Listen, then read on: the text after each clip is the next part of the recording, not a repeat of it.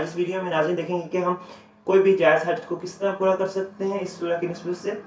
ہمارا کوئی بھی کام ہوگا یا ہماری کوئی بھی خاص مقصد ہے اس کو کس طرح 11 روز میں پورا کر سکتے ہیں. کوئی بھی شفا یابی کی چاہیے، کوئی بھی مرض ہے اس کی شفا یابی کے لیے، کوئی بھی مرض ہے اس کی شفا یابی کے لیے ان آیات کو ہم پڑھیں تو شفا یابی 100% گارنٹی ہے. لیکن اس کی زکوٰۃ دینا بھی لازمی ہوگی. اس زکوٰۃ کا کیا طریقہ کار ہے؟ اگر اس سورہ کو پڑھ کر ہم کسی محروم کی بخشش کے لیے دعا کریں تو انشاءاللہ اللہ تعالیٰ اس کی بخشش فرما دے گا. حضور صلی اللہ علیہ وسلم نے خود ارشاد فرمایا ہے اس سورہ کو یہ صبح شام 3 دفعہ پڑھے گا تو انشاءاللہ تعالیٰ اگر وہ فوت ہو جاتا ہے اس دوران تو وہ جنت میں جائے گا. تو آئیے آج کی سورہ کا ذکر کرتے ہیں. اگر آپ نے ابھی تک ہمارے چینل کو سبسکرائب نہیں کیا تو پلیز چینل کو سبسکرائب کیجیے، ویڈیو کو لائک بھی کیجیے اور شیئر بھی ضرور کیجیے تاکہ دوسرے لوگ بھی اس سے استفادہ حاصل کر سکیں.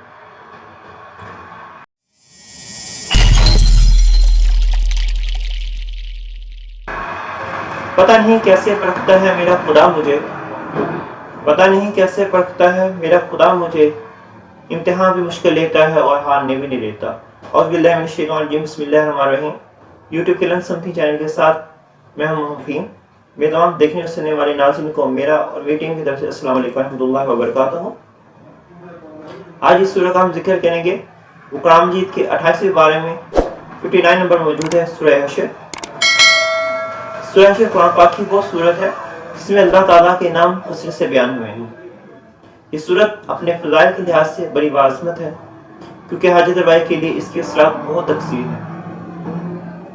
اگر کسی شخص کو کوئی حاجت درپیش ہو تو وہ 4 رکعات نوافل کو اس طرح پڑھے کہ ہر رکعت میں سورۃ فاتحہ کے بعد سورہ حشر پڑھے اور اس طرح 11 روز تک عمل جاری رکھے.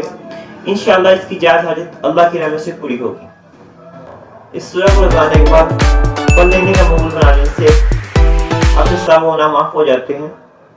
اگر اسے 48 روز تک 21 مرتبہ پڑھ کر کسی مرحوم کی بخشش کے لیے دعا کی جائے تو اللہ تعالیٰ اس کی بخشش فرما دے گا. جو ایک شخص روزانہ کسی خاص مقصد کے لیے 11 روز تک پڑھے گا اس کا مقصد حل ہوگا. اگر کوئی مشکل کام ہوگا تو اس میں آسانی پیدا ہو جائے گی، اس کی روزی میں فراخی ہوگی. اس سورہ کی 48 روز تک 48 دفعہ تلاوت کرنے سے انسان کو مستجاب الدعوات بنا دیا جاتا ہے، یعنی اس کی ہر دعا پوری ہو جاتی ہے، اس کے تمام دل کی مرادیں پوری ہوتی ہیں. سورہ حشر کی آخری 3 آیتوں میں اسم اعظم ہے.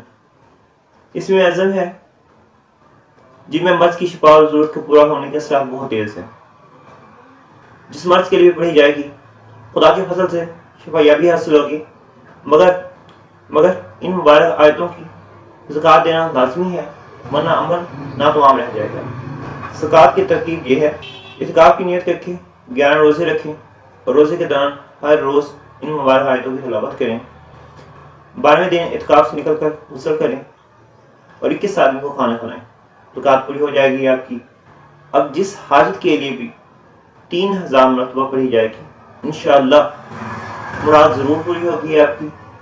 عمل مجرب ہے. 1 مرتبہ زکوٰۃ دینے کے بعد 100 مرتبہ روزانہ پڑھنا شرط ہے. کوئی دن لاغا نہ ہو جائے ورنہ زکوٰۃ دوبارہ دینا پڑے گی. زکوٰۃ دینے کا ایام میں پرہیز جلالی بھی کرنا ہوگا جس کا مقصد سوائے جو کی روٹی کے آپ کچھ بھی نہیں کھا سکتے.